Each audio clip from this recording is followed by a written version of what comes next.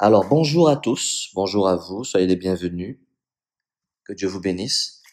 Nous lui disons merci de nous avoir réveillés ce matin, de nous avoir donné le souffle de vie, la santé physique, spirituelle, morale et mentale, parce que nous avons toutes nos capacités ce matin. Nous disons merci. Le titre du message d'aujourd'hui, c'est « Dieu prend soin de toi ». Dieu prend soin de toi. Et nous allons commencer par lire dans l'Ancien Testament, il y a beaucoup de versets, mais nous allons commencer par l'Ancien Testament. Dans 1 roi 17, à partir du verset 6. Premièrement jusqu'au verset 7, et après nous irons jusqu'au verset 16. Alors, ça dit la chose suivante.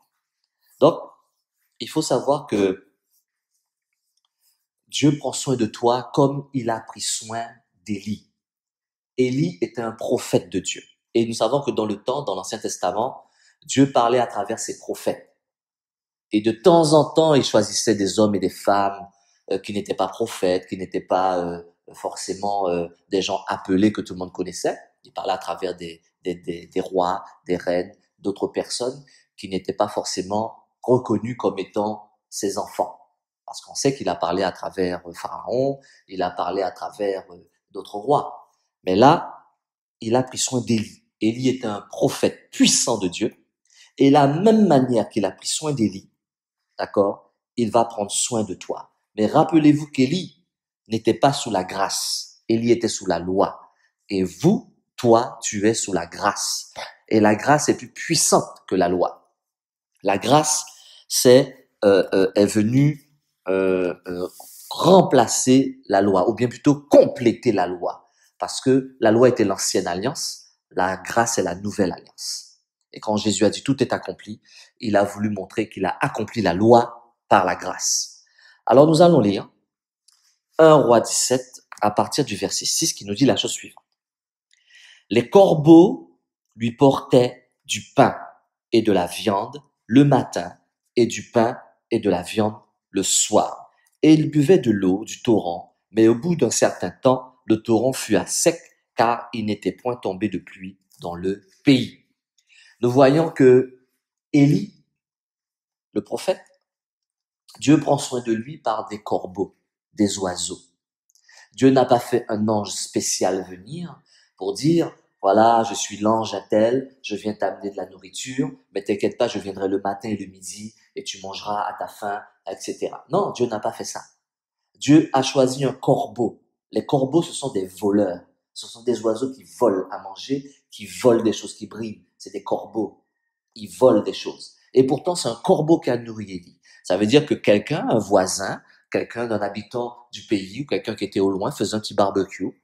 Il a fait de la viande, il a fait du pain et il a laissé là pour refroidir un petit peu parce qu'il allait manger avec sa famille. Et un corbeau est venu. Un corbeau a pris un morceau de viande, cuit, bien, assaisonné, nickel, pour l'amener pour Élie. Élie a mangé une viande préparée, succulente, impeccable, apportée par un corbeau. C'était cuit, c'était assaisonné, c'était impeccable. Donc, il a pris quelque part. Donc, Dieu a permis que quelqu'un a préparé quelque chose, un festin, un repas en famille. Il a fait légèrement en plus, en disant qu'il y a quelqu'un qui va peut-être venir, comme c'était dans la coutume de ces pays. Il faisait toujours en plus, il était une place pour quelqu'un. Eh ben non, c'était pour Élie. Pour le pain, pareil. Une femme a préparé son pain dans son fourneau, des petits morceaux de pain, pour pas faire des grands pains, pour pas que ça se gaspille, des petits morceaux de pain, comme ça, pour le conserver et l'envelopper après. Mais pour le laisser refroidir, il l'a mis là. Le corbeau est venu, il a pris un pain et il est parti. Et on vous dit, la Bible nous dit, la parole de Dieu nous dit, que le corbeau lui apportait du pain et de la viande le matin, et du pain et de la viande le soir. Donc, ça nous montre que Dieu prend soin de lui le matin et le soir par un corbeau. Un oiseau, quand tu t'approches, a peur de toi, mais là, le corbeau venait, il se posait, il déposait et il partait. Ça, c'était le corbeau du matin. Un autre corbeau venait, déposait, et ça, c'était le corbeau du soir. Il avait mangé le matin et le soir, après il allait dormir. Et il buvait de l'eau de la rivière, le torrent. Et le torrent est devenu à sec. À un moment, le torrent est devenu à sec, et Dieu lui dit, il faut que tu puisses partir de là, parce qu'il n'y a plus d'eau. Même si j'envoie les corbeaux t'amener à manger, parce qu'ils prennent le repas là où je leur dis d'aller prendre, je suscite dans le cœur de quelqu'un de faire quelque chose pour prendre soin de toi. Donc, ce que tu ne sais pas, c'est que Dieu prépare quelqu'un. Dieu prépare une situation où quelqu'un est en train de préparer quelque chose. Elle pense pour elle, mais en fait, elle prépare quelque chose pour toi. Parce que Dieu prend soin de toi. Nous sommes sous la grâce. La grâce est quelque chose qui est venu compléter la loi. La grâce est parfaite. La loi n'était pas parfaite, mais la grâce est parfaite et Dieu prend soin de toi. Tu n'as même pas besoin de t'inquiéter. Les oiseaux ont nourri Élie. Toi, tu seras nourri aussi. Toi, Dieu prendra soin de toi parce que tu es sous la grâce. Ensuite, il envoya Élie chez une veuve à Sérepta, dans le pays de Sidon. Il envoya Élie chez une veuve. Alors nous allons lire à partir du verset 8 qui nous dit la chose suivante. Alors la parole de l'Éternel lui fut adressée en ces mots. Lève-toi, va à Sérepta, qui appartient à Sidon, et demeure là. Voici, j'y ai ordonné à une femme, veuve, de te nourrir. Il se leva et il alla à Sérepta. Comme il arriva à l'entrée de la ville, voici, il y avait là une femme, veuve, qui ramassait du bois. Il l'appela et dit, va me chercher, je te prie, un peu d'eau dans un vase afin que je boive. Et elle alla en chercher. Il l'appela de nouveau et lui dit, apporte-moi, je te prie, un morceau de pain dans ta main. Et elle répondit, l'Éternel est ton Dieu, est vivant. Écoutez bien, hein? Elle répondit, l'Éternel ton Dieu est vivant, pas mon Dieu. L'Éternel ton Dieu est vivant.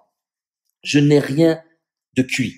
Je n'ai qu'une poignée de farine et un pot et un peu d'huile dans une cruche. Et voici, je ramasse 2 morceaux de bois, puis je rentrerai et je préparerai cela pour moi et mon fils. Nous mangerons, après quoi nous mourrons. Donc c'est tout ce qu'elle avait. Elle n'avait rien d'autre. Et Dieu envoya Élie là, pas dans une maison de gens riches, pas dans une maison où il y a une nombreuse famille et les gens sont bien, pas chez un agriculteur, il n'a pas envoyé non plus chez un berger, il l'a envoyé chez une veuve qui n'a pas de mari et en plus elle a une charge, un fils. Pourquoi? Parce que si Dieu t'envoie autre part, tu vas dire peut-être que c'est ta chance. Tu vas peut-être même glorifier la personne qui t'a aidé. Tu vas jamais voir que c'est la gloire de Dieu. Donc, il y a des fois, Dieu t'enverra chez des gens qui sont pires que toi. Et c'est ces gens-là qui vont t'aider. Pour que tu puisses voir la gloire de Dieu dans cette main. Parce que tu vois cette personne-là est plus mal en point que toi. Et elle continue. Élie lui dit, ne crains point. Rentre. Fais comme tu as dit. Seulement, prépare-moi d'abord avec cela un petit gâteau et tu me l'apporteras et tu feras ensuite pour toi et ton fils. Alors je vous rappelle qu'elle a dit qu'elle pourra préparer un gâteau. Elle va manger avec son fils et elle mourra. Et lui dit, fais comme tu as dit, mais prépare-moi d'abord le petit gâteau, amène-le-moi et ensuite tu prépareras pour toi. Car ainsi parle l'Éternel, là c'est le prophète qui parle, le Dieu d'Israël. La farine qui est dans le pot ne manquera pas. Elle ne manquera point. Et l'huile qui est dans la cruche ne diminuera point. Jusqu'au jour où l'Éternel fera tomber de la pluie sur la surface du sol. Si vous avez lu l'histoire, vous saurez que c'est Élie qui a fait la pluie arrêter. Et la pluie s'est arrêtée 3 ans et 3 mois. Donc, pendant qu'elle pensait qu'elle allait mourir aujourd'hui, puisqu'elle ramassait le bois, peut-être même en pleurant, peut-être même en gémissant, peut-être même en disant, Seigneur, voilà, reçois mon âme et celui de mon fils. Mon fils ne sait même pas qu'on va mourir, mais je dis rien, je prépare un petit festin pour lui et on mourra. Ça a duré 3 ans et 3 mois. Quand elle pensait mourir et c'était fini aujourd'hui, elle constate que ça a duré 3 ans et 3 mois. Alors, elle alla et elle fit selon la parole d'Élie. Et pendant longtemps, elle eut de quoi manger, elle et sa famille, aussi bien qu'Élie. La farine qui était dans le pot ne manqua point, Et l'huile qui était dans la cruche ne diminua point, selon la parole que l'Éternel avait prononcée par Élie. Donc, Dieu prend soin de toi. N'en doute pas un instant. Parce que ça, c'était des choses qui te montrent qu'il a pu faire sans la grâce. C'était la loi. Il n'y avait pas de grâce. Là maintenant, tu es un fils et une fille de Dieu. Tu es sous la grâce. Alors, Dieu ne laissera personne prendre sa gloire dans ta vie. C'est pour ça qu'il va faire en sorte de faire des choses que toi-même tu n'aurais peut-être pas pensé, des choses qui vont te sembler impossibles, afin que tu ne puisses pas dire que cette personne-là est gentille, que cette personne-là est extraordinaire, et que c'est grâce à cette personne-là que tu t'en es en sorti. Non. Il veut faire en sorte que même à la rigueur, ce soit ton ennemi qui vienne t'aider, que ce soit quelqu'un de plus pauvre que toi, que tu puisses même t'imaginer, mais c'est impossible que cette personne-là vienne m'aider, c'est pas croyable, c'est pas possible que cette personne-là prenne soin de moi, elle a même pas suffisamment pour elle. Et tu vas constater que tu vas glorifier qui? Dieu. Tu vas même pas glorifier la personne en question, puisque la personne même glorifiera qui? Ton Dieu. Donc ne t'inquiète pas. Il est écrit en 1 Pierre 5, verset 7, « Et déchargez-vous sur lui de tous vos soucis, car lui-même prend soin de vous. » Si tu ne crois pas en cette parole-là, tu ne verras pas ce que Élie a vu. Si tu ne crois pas en cette parole-là, tu ne vivras pas ce qu'Élie a vécu. Si tu ne crois pas en cette parole-là, tu ne comprendras pas qu'est-ce que ça veut dire être enfant de Dieu, fils de Dieu, chrétien. Tu ne comprendras pas. Parce que les enfants d'Israël, ils étaient enfants d'Abraham, enfants de Jacob, ils n'étaient pas enfants de Dieu. Toi, par la grâce, quand Jésus est venu, tu es devenu enfant de Dieu. Tu es mieux même que les enfants d'Israël. La grâce est meilleure que l'ancienne alliance. Et si tu ne le comprends pas, si tu ne le crois pas, tu ne le verras pas dans ta vie. Tu ne le verras pas dans tes études. Tu ne le verras pas dans ton travail. Tu ne le verras pas dans ta famille.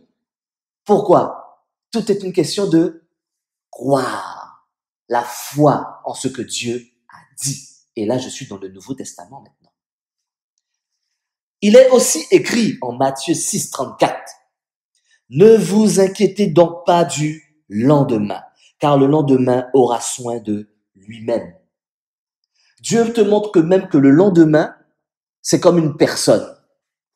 Le lendemain, c'est comme une chose qu'il a créée le lendemain. Tu vois? Il peut même changer le lendemain. Il peut faire le lendemain être habillé dans d'autres habits. Il peut faire le lendemain être vêtu d'autre chose. Et tu seras surpris parce que le lendemain aura soin de lui-même. Et toi, il te dit, ne t'inquiète pas pour le lendemain, puisque le lendemain aura soin de lui-même. C'est-à-dire que moi, je prends soin du lendemain. Toi, ne t'inquiète pas du lendemain. Parce que le lendemain, c'est moi qui l'ai fait. C'est pas toi. Et ça encore, c'est quoi? Une question de foi. Est-ce que tu crois ce qui est écrit? Est-ce que tu crois que tu peux être la meilleure de ta classe? Est-ce que tu crois que tu peux comprendre les mathématiques en un claquement de doigts? Est-ce que tu crois que tu peux être le meilleur en master? Est-ce que tu crois que tu peux comprendre tous les cours que tu ne comprenais pas? Mais il faut encore le croire. Il faut croire ce que tu dis. Et la foi vient comment? La foi vient de ce qu'on entend. Tu entends quoi? Tu écoutes quoi? Tu regardes quoi? Est-ce que tu écoutes et qu'est-ce que tu entends? Est-ce que tu regardes ce qui va faire ta foi augmenter ou est-ce que tu écoutes autre chose? Est-ce que tu regardes autre chose? Est-ce que tu entends autre chose qui va faire ta foi régresser? Fais attention à ce que tu écoutes, car la foi vient de ce qu'on entend et ce qu'on entend vient de la parole de Dieu. Il te dit même qu'est-ce qu'il faut écouter? La parole de Dieu pour que ta foi puisse augmenter et que tu n'aies pas peur du lendemain. Mon frère, ma sœur, mon ami, mes enfants, ma chère épouse. Dieu est un père et un père prend soin de ses enfants. Nous sommes sous la grâce. Nous allons lire en Timothée 5, verset 8, qui nous dit la chose suivante.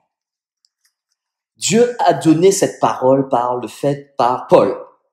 Et quand Dieu donne une parole, il se l'attribue à lui-même. Il peut pas te dire de faire quelque chose si lui, il ne le fait pas. avant toi. Et il dit la chose suivante. Si quelqu'un n'a pas soin des siens, et principalement de ceux de sa famille, il a renié la foi et il est pire qu'un infidèle. Dieu est fidèle. Son nom est fidèle. Dieu est la fidélité même. Il peut pas renier sa parole. Il peut pas se renier lui-même. S'il te dit de faire comme ça, c'est que lui, il sait que c'est ce qu'il est. Et tel qu'il est, tel nous sommes. Il l'a dit dans sa parole.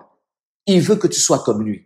Donc tu dois prendre soin de ta famille comme lui, il prend soin de sa famille. Et tu fais partie de la famille de Dieu. Tu es un fils, tu es une fille de Dieu. Il peut pas. Parce que sinon il va se renier lui-même. Et Dieu ne peut pas se renier. Si tu ne crois pas à ça, ces versets alignés un par un, pour que tu puisses dire à Satan, tu es un menteur, Satan. Parce que Dieu est mon père. Et un père prend soin de ses enfants. Un père prend soin de sa famille. Et comme Dieu est mon père, il prendra soin de moi. Il ne peut pas renier la foi parce qu'il est Dieu. Donc il ne peut pas ne pas s'occuper de moi. C'est impossible. Tu es un enfant de Dieu. D'accord? Et tu dois suivre les recommandations de Colossiens 3, verset 2, qui te dit la chose suivante. Affectionnez-vous aux choses d'en haut et non à celles qui sont sur la terre. Les choses qui sont sur la terre te sont utiles. Tu dois boire, tu dois manger, tu dois te vêtir, n'est-ce pas? Mais il te dit, ne t'affectionne pas de ces choses-là. Tu les auras de toutes les manières. Affectionnez-vous des choses d'en haut. Donc, plus tu écouteras la parole de Dieu, plus tu écouteras les livres audio, plus tu écouteras la Bible audio, plus tu liras ta Bible, plus tu vas t'affectionner des choses de Dieu, tu verras. Les choses vont fonctionner comme Dieu le veut dans ta vie. Et c'est ça que Dieu désire. Alors, nous devons croire ce que Dieu nous dit à travers sa parole. En Matthieu 6, versets 25 à 26, il nous dit la chose suivante. C'est pourquoi je vous dis, ne vous inquiétez pas pour votre vie de ce que vous mangerez, ni pour votre corps de quoi vous serez vêtus. Dieu le dit. Jésus le dit lui-même. La vie n'est-elle pas plus que la nourriture et le corps plus que les vêtements? Regardez les oiseaux du ciel. Ils ne sèment ni ne moissonnent. Ça veut dire qu'ils ne travaillent pas. Les oiseaux ne travaillent pas. Et pourtant, ils sont nourris. Et toi, tu es un être humain. Et Dieu t'a dit que tu vas manger et boire, ne pas t'inquiéter. Et ils n'amassent rien dans les greniers. C'est-à-dire, ils ne déposent rien en banque. Ils ne conservent rien. Ils ne protègent rien. Ils mangent aujourd'hui. Et ils s'attendent pour demain. Mais ils n'ont rien mis de côté. Et toi, tu es un être humain. Toi, tu es un enfant de Dieu. Dieu te donne l'intelligence pour mettre à côté. Un oiseau ne fait pas ça. Un oiseau n'amasse pas et ne met pas de côté comme la fourmi. Jamais. C'est du jour au jour. Et votre Père Céleste les nourrit. Les oiseaux sont nourris tous les jours. Ils boivent à satiété et ils mangent à satiété. Dieu les déplace de lieu en lieu et Dieu les nourrit. Et Dieu te dit la chose suivante. Ne valez-vous pas beaucoup plus qu'eux? Ne valez-vous pas beaucoup plus qu'eux? Alors, j'ai une chose à te dire et j'ai une bonne nouvelle pour toi. Tu es un enfant de Dieu. Si tu as accepté Jésus-Christ comme Seigneur et Sauveur de ta vie, tu es un enfant de Dieu et Dieu prend soin de toi chaque jour. Chaque jour. Que ces versets t'aident à le comprendre. Ayez foi en Dieu, en Jésus-Christ et en l'Esprit Saint. Et croyez fermement que l'Éternel gardera ton départ et ton arrivée dès maintenant et à jamais. Ça, nous le trouvons dans Psaume. Il le fera. Il l'a promis. Mais encore faut-il que tu le crois. Que vous soyez fortifiés et bénis. Et je vous dis à très bientôt pour un autre moment de partage.